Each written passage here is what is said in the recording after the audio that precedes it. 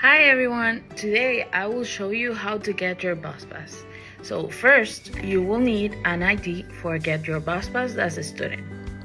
The thing that you need to get a bus pass for a student is go to the transit terminal at the downtown with your letter acceptance and proof and ask for an ID for a student.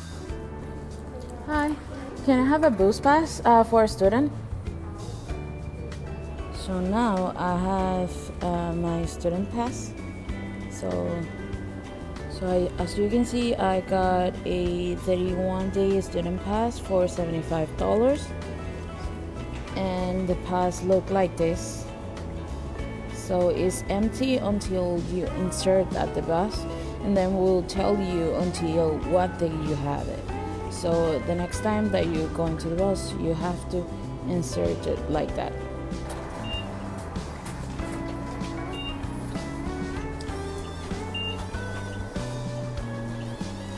Thank you. Alright, see you the next time.